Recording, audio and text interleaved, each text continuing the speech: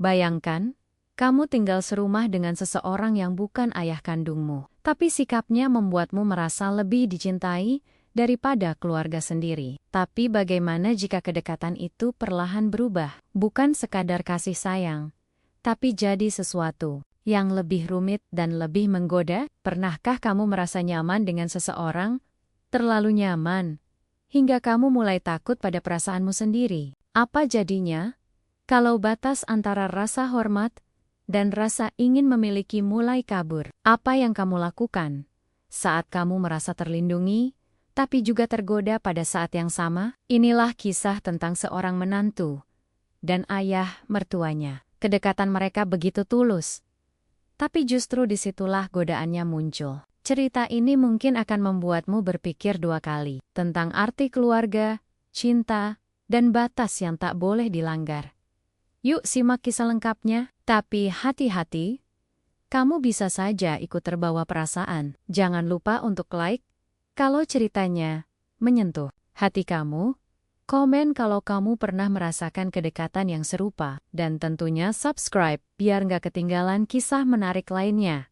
Aku masih ingat betul hari ketika pertama kali melangkahkan kaki ke rumah itu. Rumah dengan dinding bata yang dicat krem pucat, halaman yang luas dengan pot-pot bunga tertata rapi, dan pintu kayu tua yang berderit pelan saat dibuka. Rumah itu bukan sekadar bangunan, tapi tempat yang kelak mengubah hidupku selamanya. Itu aku bukan hanya masuk sebagai istri dari Andre, tapi juga sebagai bagian baru dari keluarga yang sama sekali belum mengenalku lebih dalam. Rasanya seperti melangkah ke dunia baru, asing, menegangkan, dan jujur saja menakutkan. Dari semua anggota keluarga Andre, yang paling membuatku cemas adalah ayahnya. Banyak cerita beredar tentang sosok pria paruhbaya itu. Mantan guru matematika yang terkenal tegas, sedikit keras kepala, dan bukan tipe yang mudah tersenyum. Bahkan Andre sendiri sempat bercanda, ayah itu seperti kalkulator rusak. Kalau kamu salah, dia akan koreksi sampai kamu nyerah. Jadi bisa kau bayangkan betapa gugupnya aku waktu itu. Berdiri di depan ruang tamu sambil menggenggam tangan suamiku erat-erat. Namun, semua kekhawatiran itu seolah runtuh saat sosok ayah muncul dari balik dapur. Rambutnya sudah banyak yang memutih, tapi tubuhnya masih tegap. Tatapannya yang tajam, tapi tak menyeramkan. Dan yang paling mengejutkan, senyum kecil di wajahnya saat matanya bertemu denganku. Ia tak berkata apa-apa selama beberapa detik. Hanya menatap, seolah menilai, tapi kemudian ia melangkah pelan ke arahku, mengulurkan tangan dan berkata, "Selamat datang. Kamu pasti lelah. Duduk dulu. Mau dibuatkan teh panas?" Sungguh, aku nyaris menahan napas. Aku tak menyangka sambutan yang begitu lembut. Bukan karena ia harus, tapi karena ia ingin. Andre terlihat sedikit terkejut juga, tapi segera tersenyum lega. Ayah mengambilkan teh panas untukku dengan tangannya sendiri, menyodorkannya tanpa banyak bicara. "Kamu sekarang anak saya juga. Jangan ragu untuk merasa nyaman di sini." Kalimat itu sederhana, tapi caranya mengatakannya dengan nada tenang, tanpa paksaan, membuatku hampir menangis.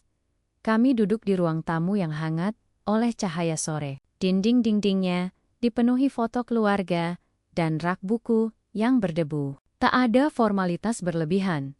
Tak ada tatapan sinis seperti yang sering diceritakan orang tentang mertua. Hanya percakapan ringan tentang cuaca, tentang acara pernikahan tadi, bahkan tentang tanaman hias di teras. Tapi, setiap kata yang ayah ucapkan seperti meruntuhkan satu persatu benteng kekhawatiranku.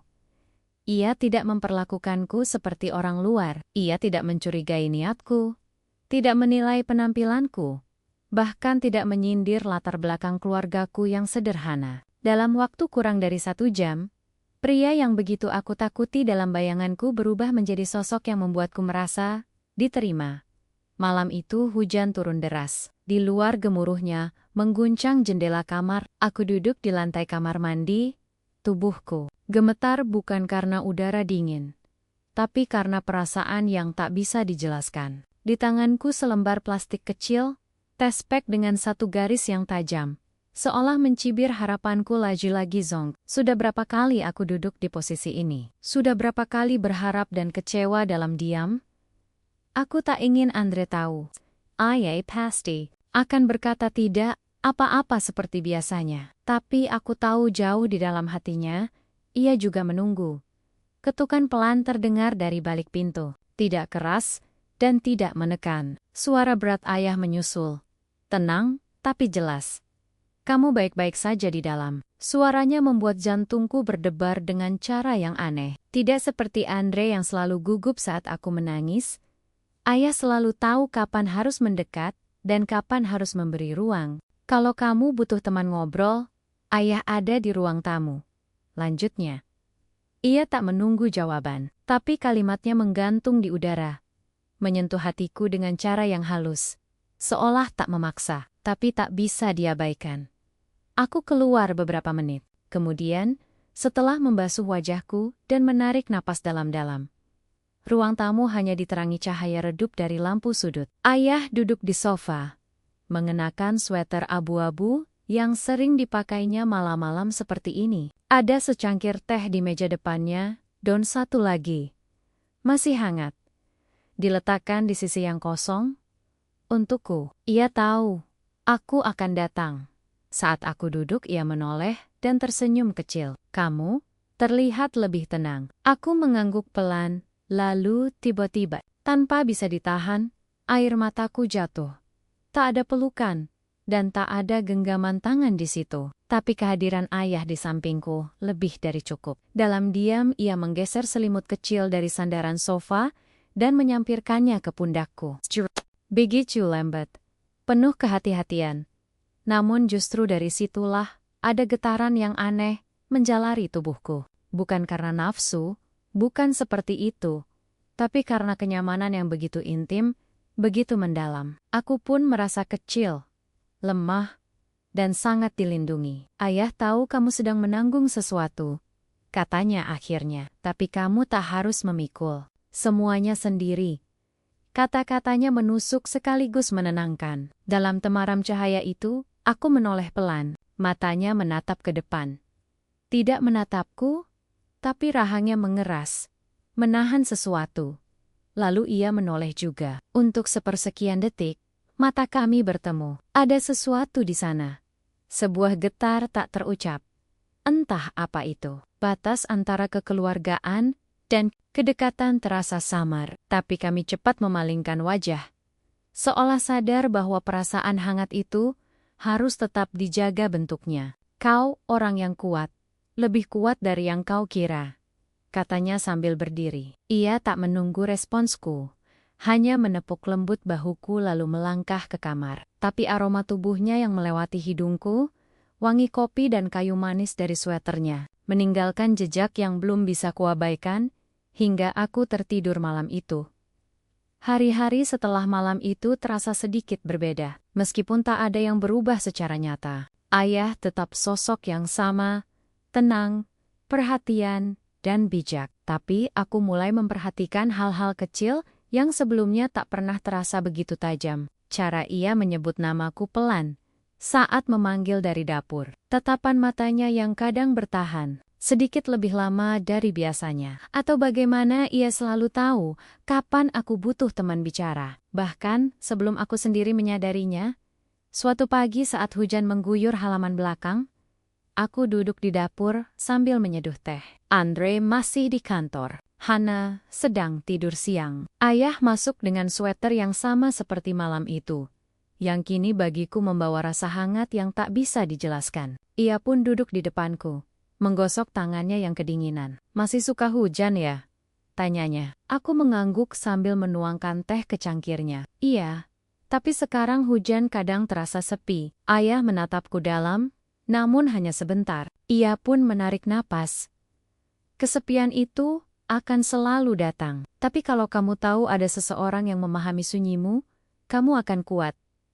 Perkataannya menghantamku lebih keras dari yang kuduga. Aku lalu menatap wajahnya, melihat keriput yang mulai dalam di sekitar matanya, dan garis-garis kesedihan yang mungkin hanya aku yang bisa lihat. Mungkin karena ibu sudah tak ada, mungkin karena anak-anaknya sibuk dengan dunia masing-masing, atau mungkin karena sejak dulu, dia selalu menyimpan terlalu banyak dalam diam. Entah bagaimana perasaan itu menyentuh sesuatu dalam diriku, sesuatu yang rapuh, yang membuatku ingin memeluknya, atau lebih dari itu.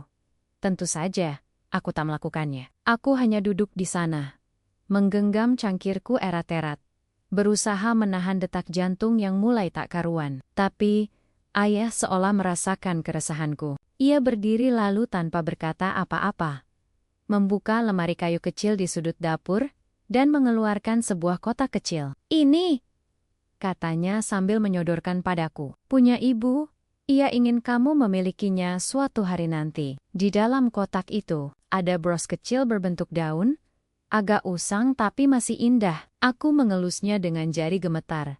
"Kenapa sekarang?" tanyaku nyaris berbisik. Ayah pun tersenyum. "Karena kamu sudah menjadi bagian dari keluarga ini. Jauh lebih dalam dari yang kamu kira." Ucapan itu entah kenapa membuat dadaku sesak, bagian dari keluarga. Tapi mengapa ada bagian dalam diriku yang merasa ini lebih dari itu? Aku menatap ayah, dan untuk beberapa detik, dia tidak mengalihkan pandangannya. Ada semacam kehangatan samar, nyaris seperti aliran listrik yang melintas di antara kami. Lalu ia membelai pelan pundakku. Hanya sebentar sanggot ringgen, nyaris seperti angin.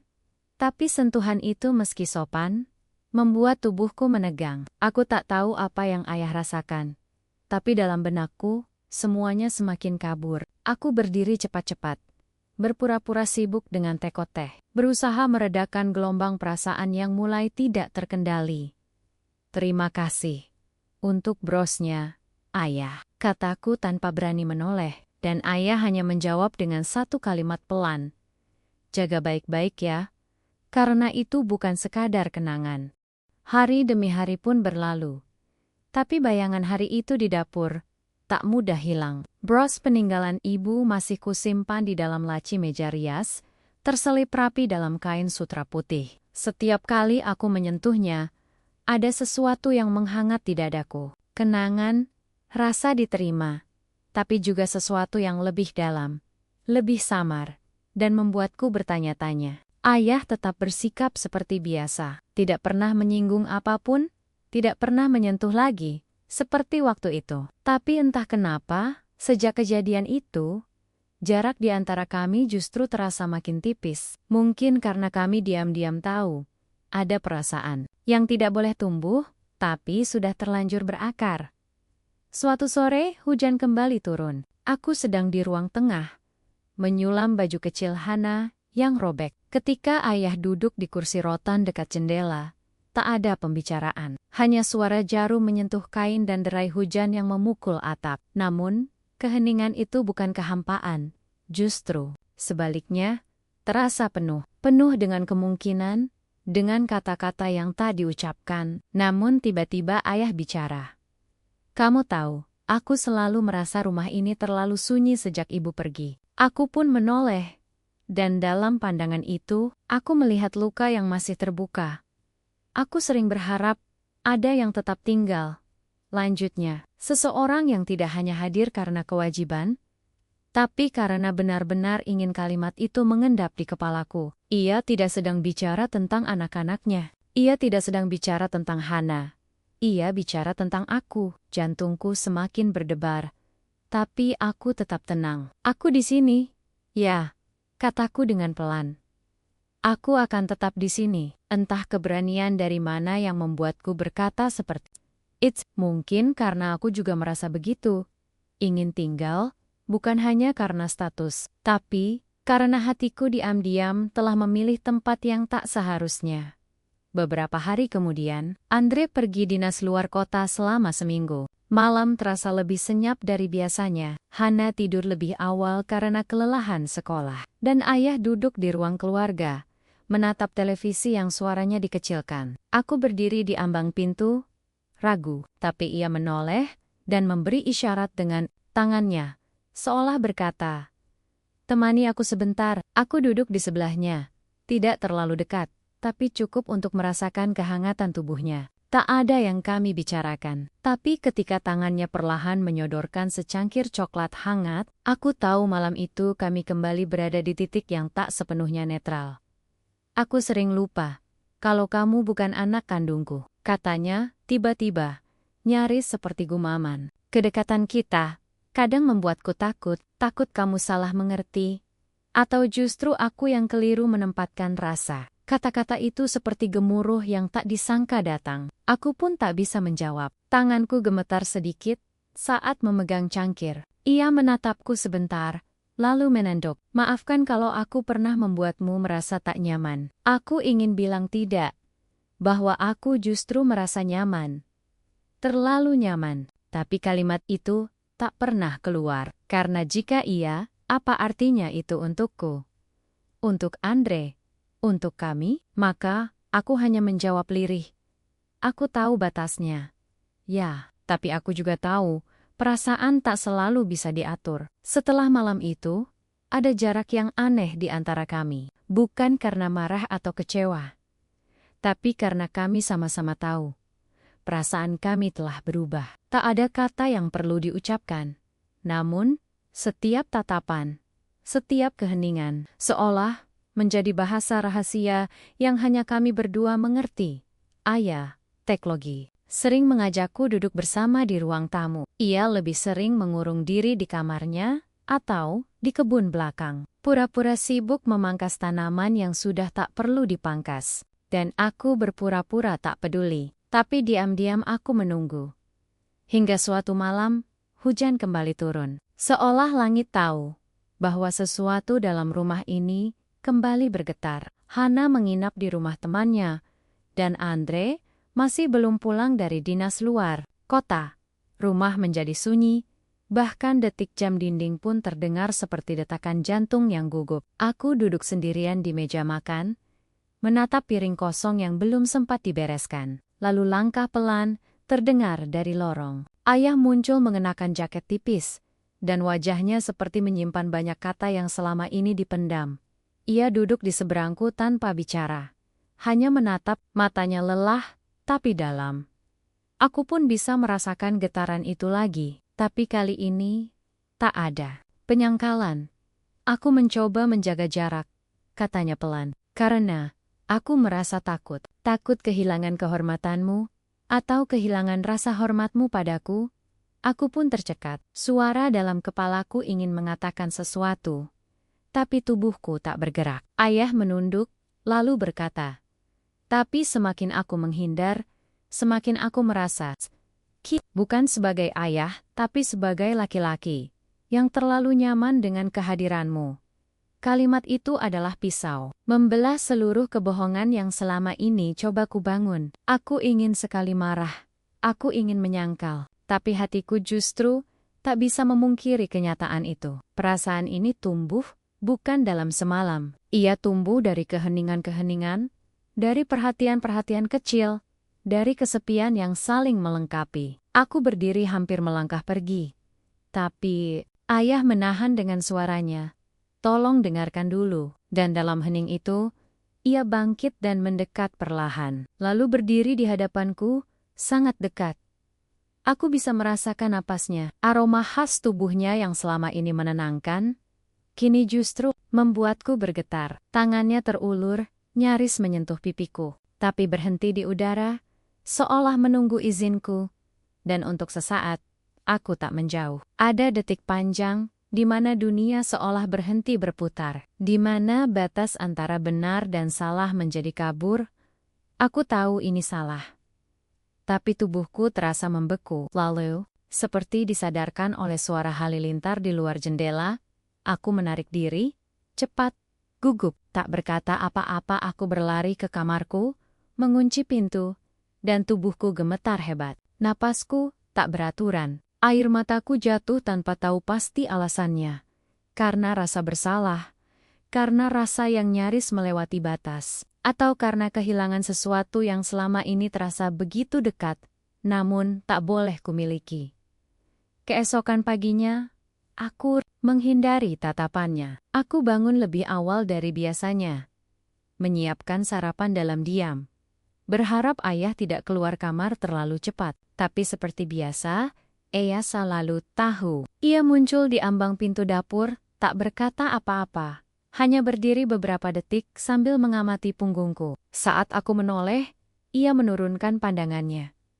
Ada ketegangan yang jelas, namun tak ada amarah. Hanya luka dan penyesalan yang belum sempat diberi nama. Aku memberanikan diri bertanya pelan. Apa kita masih bisa seperti dulu? Ayah menarik napas panjang, lalu duduk di kursi kayu dekat jendela. Ia tidak langsung menjawab, matanya menatap keluar, ke halaman yang basah oleh sisa hujan semalam. Aku berharap bisa, jawabnya, akhirnya. Tapi aku juga tahu, ada hal-hal yang sudah berubah sejak malam itu. Dan itu tidak bisa kita lupakan begitu saja. Ucapannya tidak menyalahkan. Justru terdengar seperti seseorang yang sedang menyelamatkan yang tersisa dari reruntuhan. Kita terlalu lama mengisi kekosongan satu sama lain. Sampai lupa bahwa kita bukan untuk saling menggantikan. Kata-katanya membuat hatiku sesak. Air mataku jatuh begitu saja. Bukan karena marah, bukan karena sedih, melainkan karena paham. Paham betapa cinta bisa hadir dalam bentuk yang tak seharusnya, namun tetap terasa tulus. Kami adalah dua orang yang terluka. Aku yang haus kehadiran seorang ayah, dan dia yang kehilangan cinta hidupnya. Tapi kenyamanan yang kami ciptakan tak seharusnya menumbuhkan ikatan yang menyesatkan. Aku akan menjaga jarak, ayah, kataku lirih. Bukan karena aku ingin pergi, tapi karena aku ingin kita tetap saling menghormati. Beberapa bulan pun berlalu. Rumah kembali tenang. Aku tak lagi terlalu sering duduk bersamanya di malam hari. Kami pun menjaga batas. Bukan karena tidak peduli, tapi justru karena kami peduli. Andre tidak pernah tahu apa yang sebenarnya terjadi. Hana tumbuh semakin besar, dan hubungannya dengan ayah tetap hangat seperti biasa. Ayah masih membuatkan teh untukku, tapi tak pernah lagi mengajak duduk terlalu lama. Namun dalam kesederhanaan itu, aku tahu kasih sayang ayah padaku tetap ada. Namun kini dalam bentuk yang lebih benar. Ia tidak lagi menjadi pengganti. Ia menjadi penopang dari jauh. Dan hari ini, saat aku melihat ayah tertidur di kursi goyang di beranda, dengan buku terbuka di pangkuannya, dan senyum kecil di bibirnya, aku tahu satu hal. Cinta yang benar adalah cinta yang tahu kapan harus menahan diri. Hubungan kami pernah berada di ambang batas yang rapuh, namun kami memilih tetap berdiri di sisi yang benar. Tak semua perasaan harus dimiliki, tak semua kehangatan harus didekap. Kadang cukup untuk dikenang, sebagai bagian dari perjalanan hati yang pernah begitu dalam dan nyata. Dan dari situ aku belajar. Menjadi keluarga bukan soal darah, tapi tentang bagaimana kita saling menjaga agar tetap utuh, walau kadang harus berjarak. Tidak semua cinta harus dimiliki, tidak semua rasa harus diungkapkan. Kadang mencintai dalam diam, menjaga dalam batas, dan memilih menjauh adalah bentuk cinta paling jujur yang bisa diberikan. Gimana menurut kamu? Pernah nggak kamu punya hubungan yang begitu dekat dengan seseorang, tapi kamu sadar, hubungan itu nggak boleh melewati garis? Pernah merasa terikat pada seseorang, tapi justru karena rasa itu, kamu memilih menjauh demi menjaga semuanya tetap utuh? Kisah ini bukan soal benar atau salah, tapi soal pilihan, tentang bagaimana dua hati saling menemukan hangatnya pelukan, lalu memutuskan untuk tetap saling menjaga, tanpa harus memiliki. Kalau kisah ini menyentuh hatimu, yuk tekan tombol like, tulis pendapatmu di kolom komentar, dan subscribe channel ini supaya kamu nggak ketinggalan cerita-cerita penuh emosi dan realita lainnya, karena siapa tahu, kisah berikutnya malah lebih dekat dengan hidupmu dari yang kamu bayangkan.